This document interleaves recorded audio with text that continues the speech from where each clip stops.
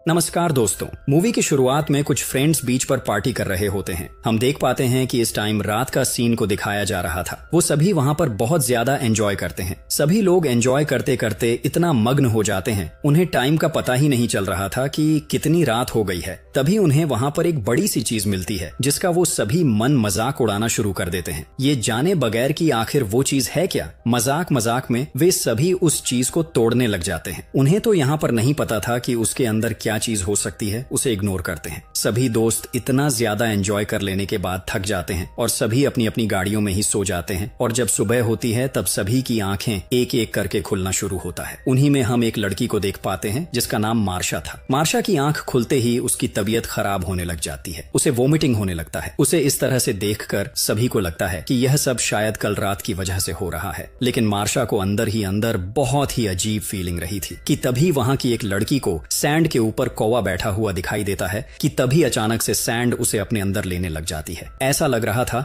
कि वहां पर बहुत ही बड़ा दलदल हो। उसे देखकर वो लड़की बहुत ही ज्यादा परेशान हो जाती है और अपनी दोस्त मार्शा से कहने लगती है कि अपनी पैर को सैंड पर मत रखना, वहां पर खतरा है। लेकिन इससे पहले मार्शा अपनी दोस्त की बात सुन पाती। वो सैंड पर पैर रख चुकी थी और अब उसका पैर भी सैंड के अंदर जाना शुरू हो जाता है। वो अपने पैर को बाहर निकालने की बहुत कोशिश करती है, लेकिन वो ऐसा करने में नाकामयाब रह जाती है। वो अपने हाथ को यूज करके अपने पैर को बाहर निकालने वाली थी, लेकिन उसका हाथ भी उसी सैंड में फंस जाते हैं। वो घबरा जाती है और जोर जोर से चिल्लाने लग जाती है। और अगर उसके दोस्त वहां पर आते तो वो भी फंस सकते थे, तो उन्हें भी कुछ समझ में नहीं आ रहा था कि क्या किया जाए। अब मार्शा की हालत को देखते हुए गाड़ी में बैठा हुआ उसका एक दोस्त बाहर आता है। उसे सभी लोग मना करने लगते हैं, लेकिन वो किसी की बात नहीं मानने वाला था। और जैसे ही वो सैंड के ऊपर जाने लगता है तो अचानक से नीचे गिर जाता है। अब क्योंकि वो अपने मुंह के बल गिरा था, इसीलिए वो सैंड के साथ स्टिक हो जाता है। वो खुद को उठाने की बहुत कोशिश करता है, लेकिन उसकी फेस की स्किन तक सैंड से चिपक गई थी। उसकी बॉडी को सैंड ने काफी जख्मी कर दिया था। उसके दोस्त गाड़ी को स्टार्ट करने की कोशिश करने लगते हैं ताकि वो अपने दोस्त को ऊपर की तरफ खींचने में कामयाब रहे, लेकिन पता चलता है कि गाड़ी ही नहीं स्टार्ट हो रही थी। तभी टावर पर बैठा हुआ उसका एक और दोस्त उसकी तरफ एक रस्सी फेंकता है, लेकिन अब वो लड़का उस हालत में नहीं था कि वो उस रस्सी को पकड़ सके। सभी लोग देखते हैं कि उसकी पूरी बॉडी सैंड के अंदर चली जाती है। उसे ऐसी हालत में देखकर अगर सभी काफी उदास हो जाते हैं। अब यहाँ पर बचे हुए सभी लोग काफी डर जाते हैं और प्लान करने लग जाते हैं कि जितनी जल्दी हो सके हमें यहाँ से निकलना होगा, वरना हम सभी मारे जाने वाले हैं। अब जो लड़का गाड़ी के ड्राइविंग सीट पर बैठा हुआ था, उसका नाम जोना था, वो अपनी गाड़ी को दोबारा से स्टार्ट करने की कोशिश करता है, लेकिन ऐसा इस बार भी नहीं हो रहा था। तभी वहाँ पर एक हेल्थी सी आदमी को देखते हैं। वो एक ड्रम में बैठा हुआ था और सैंड के ऊपर से मूव करने लगता है। सभी लोग उसे देखकर कहने लगते हैं कि प्लीज तुम हिलना बंद कर दो, क्योंकि अगर तुम नीचे गिर भी गए तो सैंड तुम्हें अपने अंदर खींच लेगा। उसकी बात सुनकर ड्रम वाला आदमी कहने लगता है कि तुम सभी मेरे साथ मजाक रहे हो। अब क्योंकि यहाँ पर जो भी घटना हुआ था उसने अपने आंखों से नहीं देखा था, क्योंकि वो सो रहा था। उसे जब दर्द होने लगता है तो वो मूव करने लग जाता है। तब वो लड़का कहने लगता है कि अगले 2 घंटे में हमारी मदद करने के लिए यहाँ पर कोई आ रहा है, क्योंकि हमने कॉल लगा दी है। उसकी बात सुनकर वो मोटा सा आदमी मान जाता है, जबकि ऐसा तो कोई बात नहीं थी। कोई भी हेल्प करने नहीं आने वाला था। सब लोग यहाँ पर स्टक हो चुके थे।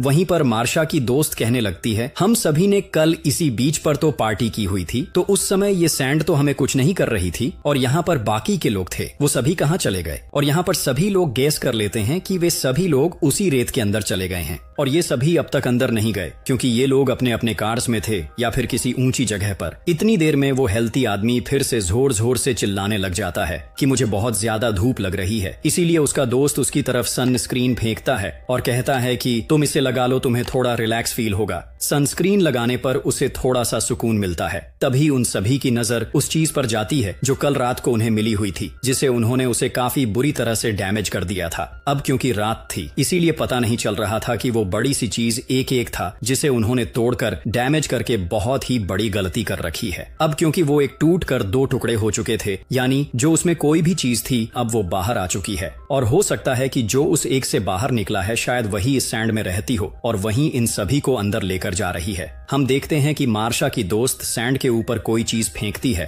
तो सैंड उसे भी अपने अंदर ले लेती है, और यहाँ पर इन्हें पता चल जाता है कि वो जो कोई भी क्रिएचर है वो सैंड के अंदर मौजूद है। अब यहाँ पर ये सब ऐसे देखते हुए जोना कहता है कि हम इस तरह से कुछ भी नहीं कर सकते, हम खुद ही कुछ टैप लेकर करना होगा। वो एक स्केटबोर्ड को उठाता है और उसके जरिए पास में रखा हुआ टेबल तक जाने की कोशिश करने लगता है। वो बड़े ही आराम से उस पर चलने तो लगता है, लेकिन जैसे ही टेबल तक पहुंचता है तो उसकी बोट स्लिप होने लग जाता है और उसके पैर भी स्लिप होने की वजह से वो सैंड बहुत ही पास आ जाता है कि तभी सैंड के अंदर से कोई चीज निकलकर बाहर आती है और उसके पेट के साथ टच होने लग जाती है। लेकिन यहाँ पर जोना बिल्कुल भी घबराए बिना फौरन टेबल के ऊपर आ जाता है। जहाँ पर एक बैग रखा था उसमें कुछ स्नेक्स थे। उसे उसी बैग में से एक बनाना मिलता है, लेकिन जब वो उसे खाता है तो उसे भी वॉमिटिंग हो जाती है और जब वो अपने पेट को देखता है तो वहाँ पर तो बहुत सारे जिसे भरे होते हैं। सभी लोग उसे ऐसी हालत में देखकर बहुत घबरा जाते हैं, लेकिन जोनाह सबसे कहता है कि मुझे कुछ नहीं हुआ है, मैं अभी ठीक हूँ।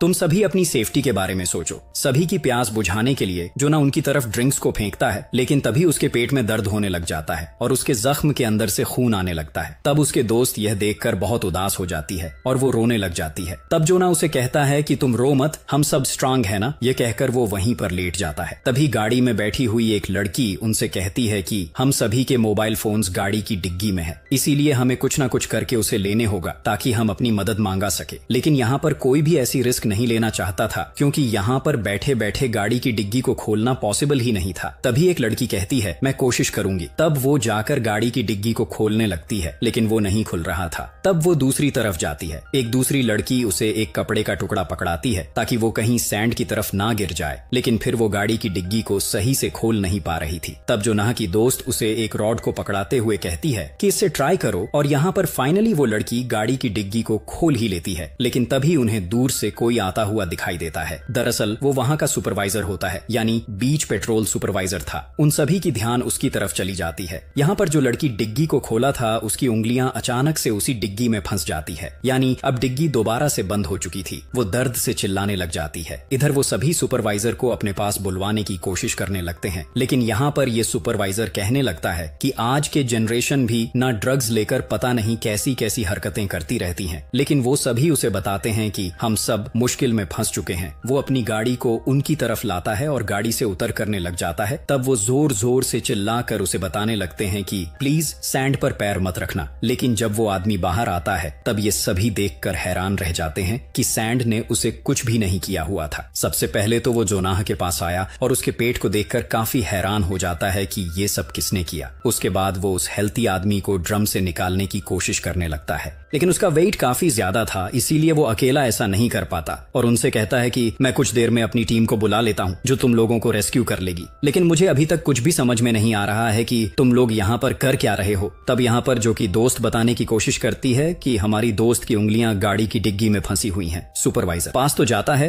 लेकिन उसकी कोई हेल्प नहीं करता। ये देखकर जो ना की दोस्त चिल्लाने लगती है, तब सुपरवाइजर उसके पास जाकर कहता है कि तुम मुझसे इतनी गर्म आवाज में क्यों बात कर रही हो, आखिर दिक्कत क्या है। तब वो उसे बताती है कि क्या आपको नहीं दिख रहा कि हम सभी कितना मुश्किल में हैं और हम स्टैंड पर नहीं आ सकते। पहले ही उसने हमारे 2 दोस्तों को अपने लिया है। उसकी बात सुनकर कहता है कि बेवकूफ बनाने के लिए मैं ही मिला था, और ऐसी बात है तो मैं कौन सी स्टैंड पर खड़ा हूँ, तुम सभी फौरन से नीचे आओ। लेकिन जोनाह के दोस्त नीचे नहीं आ रहे थे, क्योंकि वो काफी अच्छे से जानते थे कि उनकी जान जा सकती है। अब जब वे दोनों उसकी बात नहीं मानते तो सुपरवाइजर अपनी गन को निकाल लेता है। दांत उसकी चाबियां भी गिर जाती हैं। यह देखकर सभी उसे कहते हैं कि नहीं, सैंड पर अपना हाथ मत रखिएगा। लेकिन वो उसकी बात कहां सुनने वाला था, और जैसे ही वो अपनी चाबी को उठाने के लिए सैंड को छूता है तो सैंड उसके हाथ को भी स्टक कर लेती है। सुपरवाइजर के पास पेपर स्प्रे होता है जिससे वो सैंड पर स्प्रे करने लगता है, लेकिन इसका कोई फायदा नहीं होता रहा था। वो क्रिएचर उसका आधा हाथ अपने साथ लेकर जा चुकी थी और सुपरवाइजर का हाथ कटकर अलग हो जाता है। उसके हाथ से खून ही खून निकलने लगा और वो चीखने चिल्लाने लगता है। यहाँ पर जो ना की दोस्त दूर से ही उस पेपर स्प्रे को उठा लेती है ताकि शायद उसे कभी हराने में उसकी मदद आ सके, और बात ही सुपरवाइजर की तो बेचारा उसी ही रेत में गिरकर उसके अंदर चला जाता है और देखते ही देखते वो बेवजह मारा जाता है। अब ऊपर कैबिन में जो नाह की दोस्त अपने साथी से बात करने लगती है तो उन्हें समझ में आ जाता है कि सुपरवाइजर को इसलिए कुछ नहीं हो रहा था क्योंकि उसके जूते मजबूत थे